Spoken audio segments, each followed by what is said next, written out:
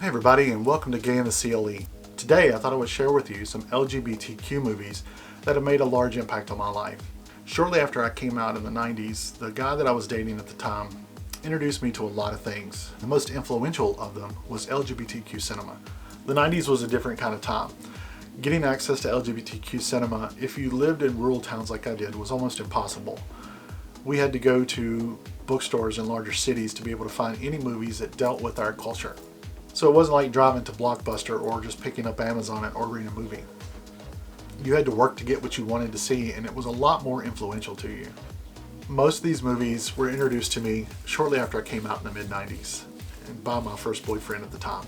Sean was the first man that I started dating, and after he introduced himself to me and came out to me that he was HIV positive, we started watching movies from his collection. Sean had an entire wall of LGBTQ cinema. If you look behind me, you can see that I have a lot of movies, but I don't have that many that are actually LGBTQ related. That's a much smaller shelf. The ones that I've kept over the years, the ones that have meant the most to me or that have some kind of emotional impact. And so today I thought I would share a few of those. Sean shared these with me to really show me a lot of what was going to happen with HIV.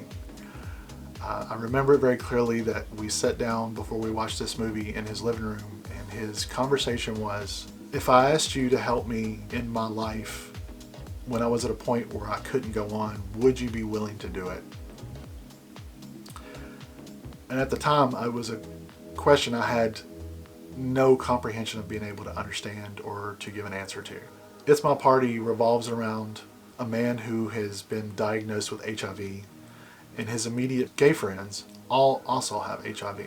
He's watched so many of them die who have been in this state where they don't recognize themselves anymore, they don't recognize their friends, if they're even conscious enough to understand what's going on. And he realizes that's not how he wants to live. So after being diagnosed with PML, which is progressive multifocal leukoencephalopathy, or PML for short, PML basically reduces someone into a vegetative state. They have no brain function anymore, and they're simply alive on a ventilator. So he decides he's going to have a 2-day party, and at the end of this party, he's going to take Seconal and end his life.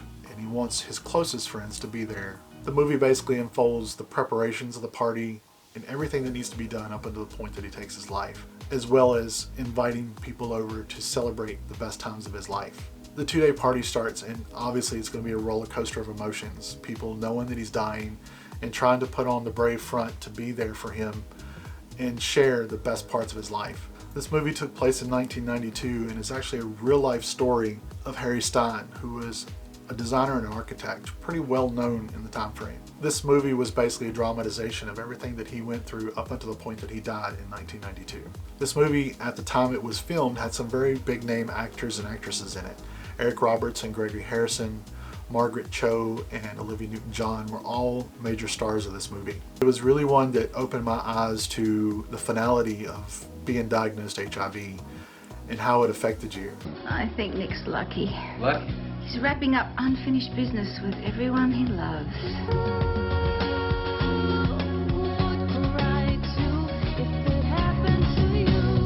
I'm gonna miss you so much. It's my party. The next movie that he shared with me is Jeffrey. Jeffrey is a more of a lighthearted approach, and it also features some pretty large names.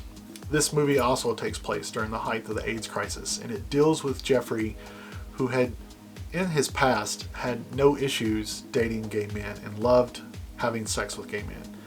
And as he progressed into the modern time frame, he watched as the dynamics of dating changed drastically. It almost felt like to him that you had to fill out an application to go out on a date with someone, where you list your references, your qualifications, all of your past relationships, essentially a blood type of what you were at that very moment, whether or not you were HIV positive. And since communication about what you needed to do to protect yourself from HIV was so scattered, you're watching people who take things to extremes, and they make light of it. You see one scene where a guy is fully wrapped in saran wrap just to have sex with Jeffrey. So as Jeffrey's dealing with all this in the opening parts of the movie, he decides to give up sex and he decides to give up dating. Instead, he wants to focus the rest of his energy on making himself a better person. So he starts going to the gym, eating healthier, lifting weights, and surrounding himself with his friends and making that the focus of his life. It's during this that he meets Steven, played by Michael T. Weiss. And Steven is the kind of guy that Jeffrey falls for in a heartbeat. Beautiful eyes, strong arms, six-pack chest, funny to talk to, is very forward acting, just the perfect kind of guy to date. And it's at the same realization that he's sworn off sex that he's not able to do that.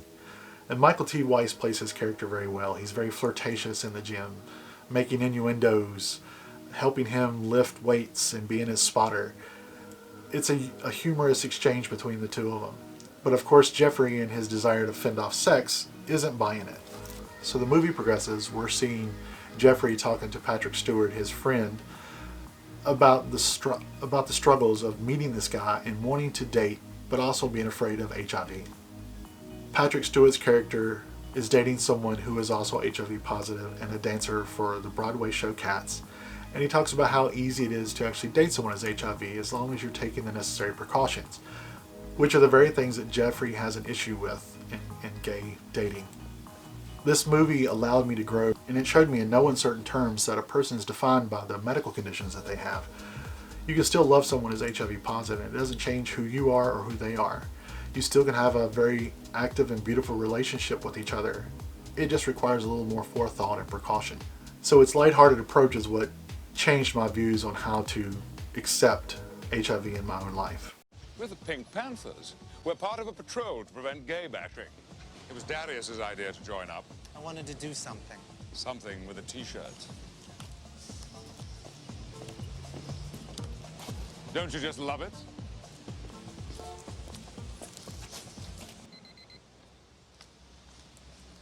Pink Panthers. Oh, hello, darling. Is someone in trouble? Really? No. Oh, no. What? We must get over to Washington Square right away. It's Todd, that huge bodybuilder from the gym. No, not Todd. In shorts. The third movie in this grouping for HIV is Love, Valor, and Compassion. This movie came out in 1997 and also deals with HIV. This movie focuses on a group of friends who spend 3 summer holidays together in upstate New York on a lake. The main character of this movie only wants to get his friends to help him put on an HIV benefit, doing the ballet number Swan Lake. His friends are decidedly against it for a variety of reasons. There are some who felt that they've done enough for AIDS, or to those that just actually don't want to do it because it is too gay. This movie also covers a lot of other dynamics about how people interact with each other who are HIV positive, and how much stress that puts on people who are there raising money for HIV, supporting those who had it, as well as just trying to live their own lives. For me, the takeaway of this movie was more about the dynamics of having to deal with being HIV positive or dealing with people who were HIV positive. This movie allowed me to understand that while I am not HIV positive, I can be understanding to the needs of someone who is HIV positive. It really gave me a different point of view of how to understand what someone is going through. I long for the day when somebody says, "Who's Madonna?" I know who Barbara Streisand is. Should be very pleased to hear that. You, the love child of Judy Garland and Liberace. You are not going to find 6 respectable men to put on tutus and do Swan Lake at Carnegie Hall.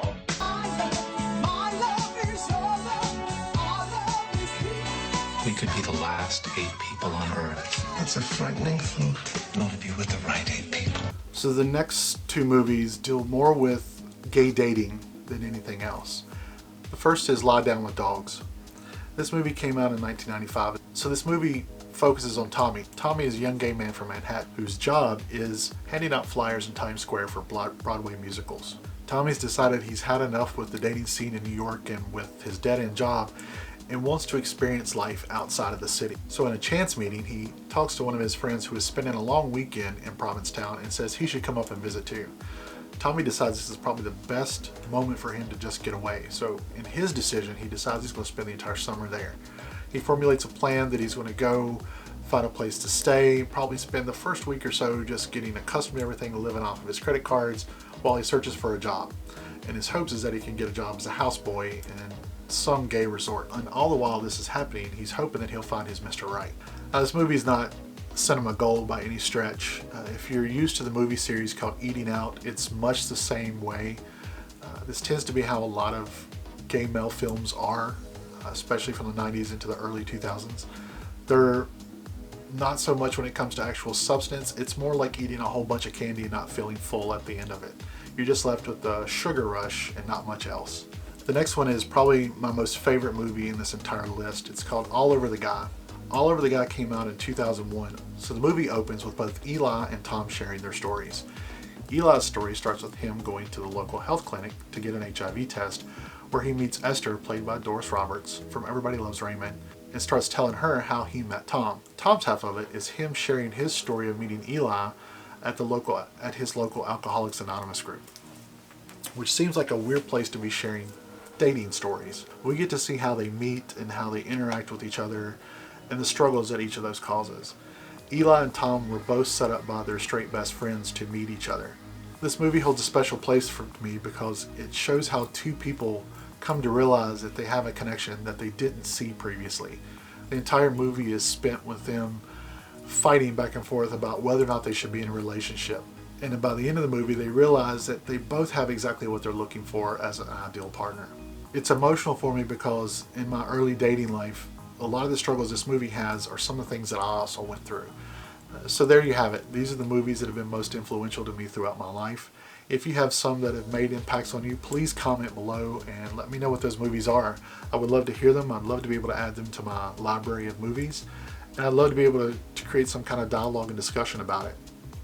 If you like this post, give it a big old thumbs up. If you're new to the channel or you haven't yet, please click subscribe. That way you'll be caught up on any new material as it comes out. You can always email me at GayintheCLE.com.